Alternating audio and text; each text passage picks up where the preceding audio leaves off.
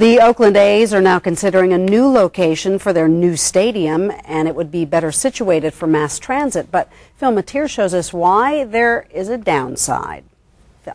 The original idea was to put the ballpark on this empty field. It was an ambitious plan, a 32,000-seat stadium along with housing and retail, sort of a total ballpark village. The problem is the only way to get to it would have been from 880 over there, which also happens to be one of the most congested roadways in Northern California. The biggest concern was that there was no option other than to drive there.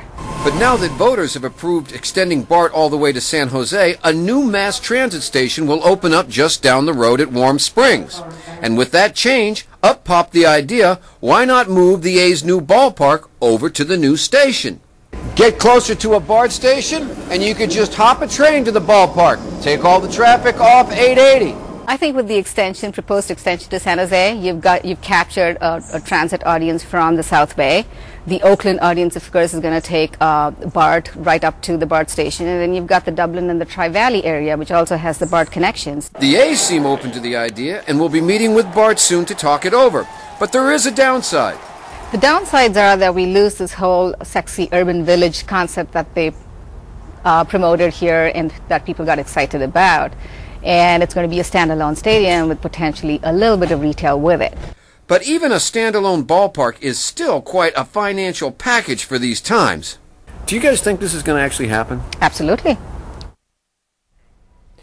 Well, it remains to be seen if it actually does. These deals, whether it's the A's, the 49ers, or even the Raiders looking at a new home, they're costing a lot of money, and I'm not sure just putting it at a BART station is going to make up the difference. And that money comes from the taxpayer. Well, I'll tell you, the taxpayers are saying no, Dana. I mean, after the Giants built the ballpark in San Francisco, the folks down in Santa Clara, you're hearing from taxpayers saying you can put up some, but not a lot.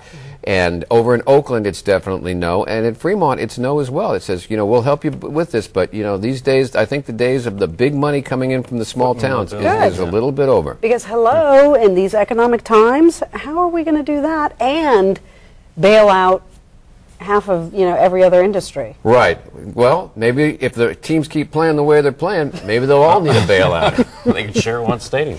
All right, Phil, keep us posted. Thank you.